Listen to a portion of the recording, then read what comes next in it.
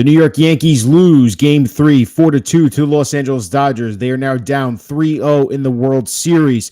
I am Ryan Sampson, the host and producer of the Pinstripe Post postgame live show, and that's my guy right there from the New York Post, our columnist, Mike Vaccaro. We're going to get his reaction, my reaction, break this all down and discuss it. We appreciate you all joining in. Before I get to anything else, Mike, how you doing, man? I'm doing good, Ryan. How are you? I've been better, Mike. As a Yankees fan, this has been a rough one, man. This has been a rough series to watch. Mike, I haven't spoken to you yet since this entire World Series has happened. I've been doing this with Joel every single week and getting his perspective, so it's nice to get a fresh perspective of yours and what you're seeing with this squad. So, look, the Dodgers were the best team in the National League. We all knew that. They're so well constructed. They've gone all in the way they put this team together. The Yankees, they ended up with a very easy path getting into this World Series. But ultimately, it came down to the Dodgers, in my opinion, are just so much better of a baseball team in everything that they do, whether it's running the bases, playing baseball, pitching, hitting. They just wear you down as an opponent. I just wanted to get your perspective immediately right now with the fact that the Yankees are now down 3-0, lose another tough one tonight, and what you're seeing. Yeah, I think it was easy to get lulled into a false sense of who the Dodgers were because they were on the verge of being eliminated in the first round of the playoffs. It seemed like the Padres had them down and had their feet on their necks. And, I think what was probably informative was just how they responded, back-to-back shutouts against the Padres and surviving there. You saw them play a lot better against the Mets, even though the Mets were able to take 2 games off them. But look, we're seeing the best of the Dodgers right now. And look, the Yankees are a terrific team, and they do a lot of things well. The problem is that all of the things that the Yankees do well, the Dodgers do just a little bit better. And we're seeing that the last couple of games. I mean, I guess you take small encouragements from the fact that the Yankees were able to kind of, dent the bullpen in Game 2 and Game 3. But, I mean, that is a small kind of hollow consolation at this point because you're one day away from the winter. And you really felt like you needed to win this game today. Even if the Dodgers took 2 out of 3 here, if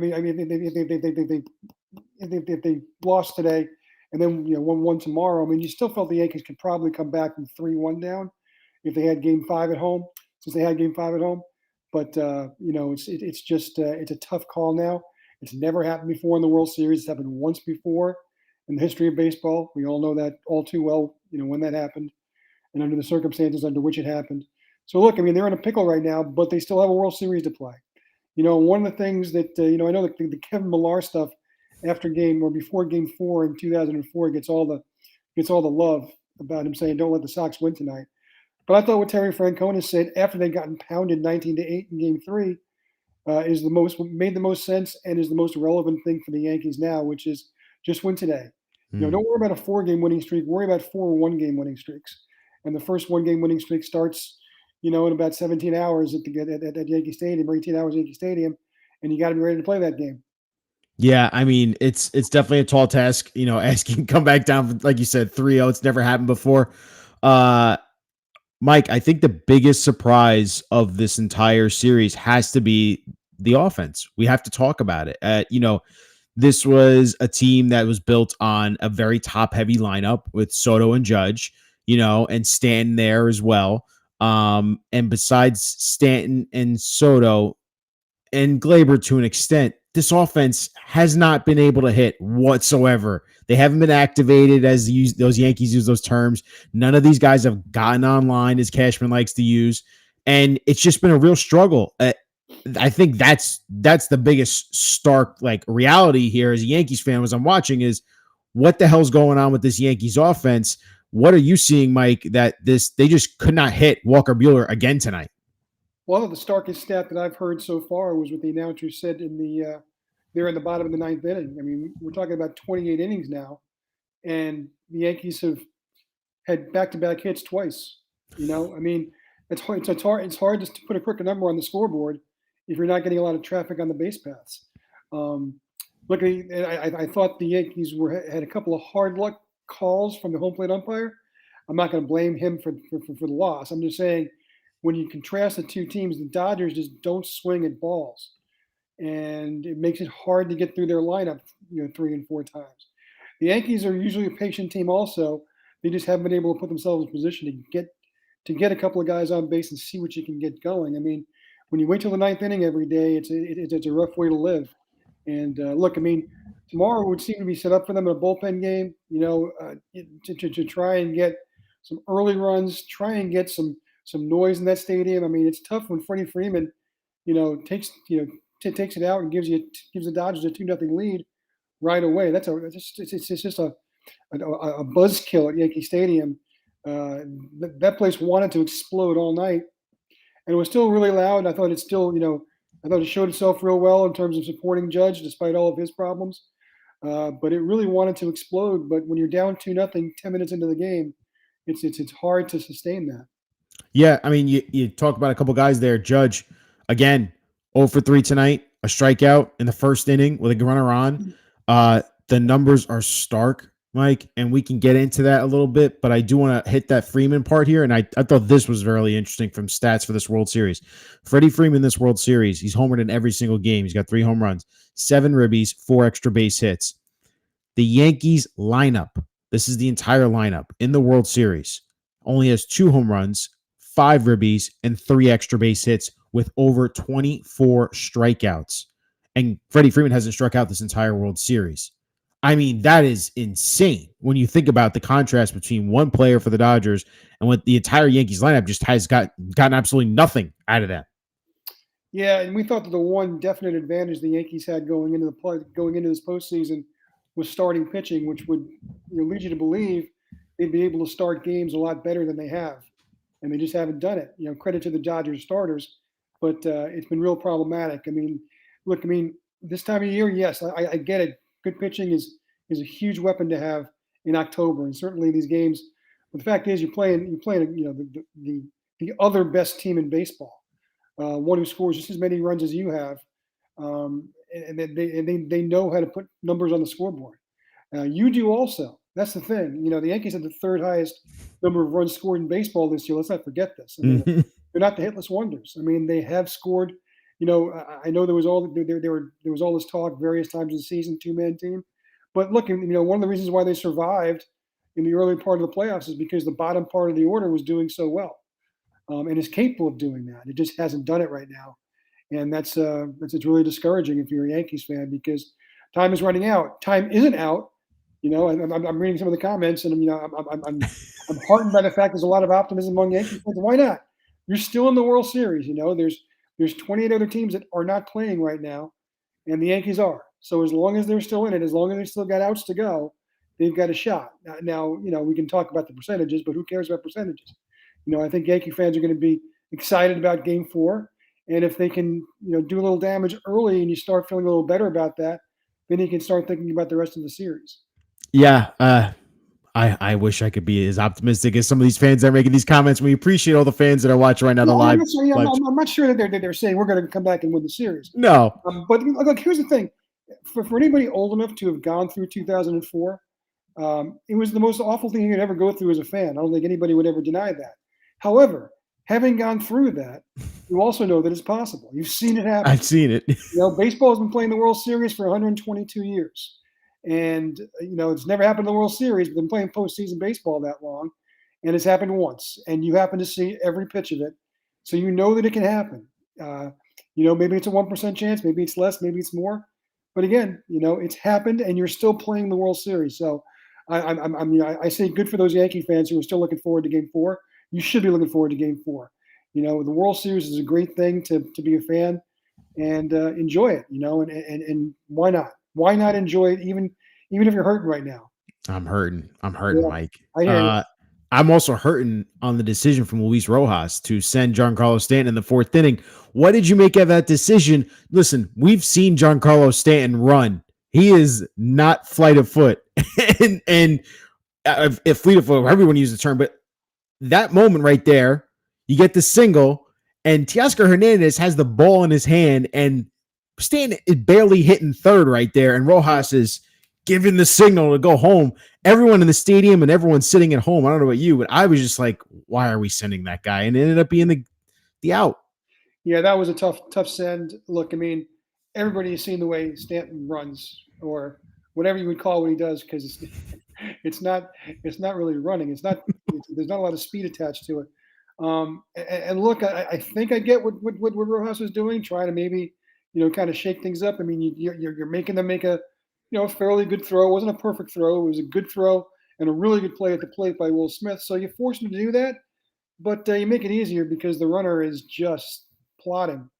And there aren't. I don't think there's any of the other players in the dugout, including some of the pitchers, most of the pitchers, all the pitchers, wouldn't have been thrown out in that situation. But you got to know who your base runner is. It's just look, it's something you live with. I mean, hard to kill Giancarlo Stanton because he's absolutely been A+ all throughout the playoffs. Right. I mean, his value is when he's able to trot around the bases, not when he's running around the bases. No, I totally agree. I mean, you're paying Giancarlo Stanton to swing the bat. You're not paying him to steal bases or beat throws out. I just that to me was the summation of the Dodgers play baseball better than the Yankees do, and everything. And just in that moment, Rojas, I don't know where the critical thinking was, because you have to be aware in that situation. This is probably your slowest player on your team running the third and probably rounding go home.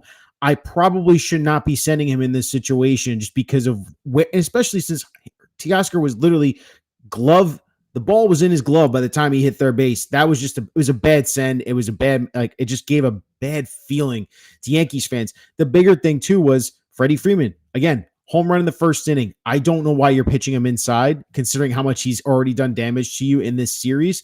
What did you make of Clark Schmidt's outing? And that mistake really set the tone for this game tonight for the Yankees and Dodgers. Look, I think on one hand, it's hard not to say that Clark Schmidt's outing wasn't disappointing, but I think you have to credit him in addition to a bunch of the relievers. This game easily could have been 7-0, 8-0. I mean, the Dodgers were one swing away from breaking this open multiple times, and of course I think the Yankees got a nice break on the umpires deciding to uphold the play at the plate. I mean, I have no idea whether he was out or safe. I watched it 100 times. It was called out on the field, so it deserved to be called out because you couldn't really have any overwhelming evidence. But there was an extra run that they didn't have. I thought the Dodgers had multiple opportunities to pad the lead. And those things matter late in the game when the Yankees, have the tying run on deck as a result of the way the ninth inning played out. But I mean, Schmidt, I think would tell you that was a disappointing effort on his part. He would have liked to have gone longer. He would have liked to have been able to give them a little bit more than that. But I think it could have been worse. So I guess if you're looking at it on both sides of the coin, that's how you have to look at it. But definitely, Clark Schmidt would have wanted to have had a lot better start, and certainly would have liked to have that pitch back to Freddie Freeman that really started it all. Yeah, Mike, as we wrap up our thoughts here for Game 3 and looking ahead to Game 4, you got Luis Hill on the mound in Game 4. No doubt. It's a must win. No, otherwise you lose the World Series. But for you, what are you looking forward to in this matchup for Heel against this Dodgers bullpen? Looks like it's going to be Dodgers bullpen, game for them. And lastly, what can we do with Aaron Judge? Is this just you're going to live and die with this guy? As Boone's already said, he's going to be your 3-hitter, but he's got to do something to change this narrative, Mike, because the postseason narrative is not going away with Aaron Judge. He really does. It's funny. I think a lot of people were fooled by that second at bat. It looked like he really got a hold of one, and it turns out he hit the ball at the end of the bat, and it was kind of a buzzkill to watch him kind of die in shallow left field. Look, with Judge is the MVP of the team for a reason, and he's the one who really delivered them to first place in the AL East this year. Obviously he scuffled through the playoffs, but this is the guy that you rely on to make everything else work. Because look, when the Yankees are really humming, obviously you're going to deal with Soto and then Judge right away in the first inning if you're a starting pitcher. But once you get past the middle of the order, every time a pitcher has in his mind, well, look, I have to do this or I have to do that because I can't let those two come up with people on base, with traffic on the paths. And look, I mean, the way it's been for the Dodgers so far, they've had to worry about Soto because he's been, generally what he's been all year. But they've been able to handle Judge, and that makes the lineups look so different. If you're not living in fear and then prone to making mistakes at the bottom of the order, it just changes everything around. Look, I mean, you'd love to say, maybe, oh, geez, wouldn't it be nice if the Yankees can carry Judge for a change? It's not going to happen that way. Not certainly not for 4 games. If the Yankees are actually going to, show some life in this series, it's going to have to be because Aaron Judge's bat woke up. Look, he's gone through 4-game stretches, like the 4 games that they're going to need from him, a dozen times this year. 4 games where you just shake your head. You can't believe how red hot this guy is. And a lot of those times it came off of, some slumps, It's just awful when slumps. It's terrible to have slumps in April because you look at the scoreboard and you're hitting 062 on April 23rd. That's not great. And it's worse to have slumps in October because obviously your team is crying out for a big hit, crying out for a big moment. The fans are just asking to give you a curtain call, and it's not happening so far. And he's got to try and clear it from his mind. That's really easy for me and you to say here, talking on this chat on this thread for all our friends offering comments. It's easy, obviously, for everybody. It's hard to hit a baseball, no matter how good you are at it. It's hard to do what Aaron Judge has, we've come to expect from him. But the fact of the matter is, it's very simple. The Yankees need that out of him, or else they're done for. Well said, Mike. We're looking forward to seeing what happens tomorrow night. Game 4, Luis Hill going up. Must win if the Yankees want to keep this World Series going. We appreciate all your insight. We appreciate you joining us live here to break this all down. And I guess we'll see what happens tomorrow night in the Bronx, man. He was hoping for a better outcome, for the Yankees, sure, but for all these people for whom it matters so much. I mean, it's a reminder every October just how much the Yankees mean to people, how much the Mets mean to people, how much sports teams mean to us. And you just see the raw emotion and passion. That's why you and I do this, right? And I know that's why these guys follow. And so for them, I hope they at least get one, and then you can say, well, we got one, why not 2? And that's what I hope for Yankees fans.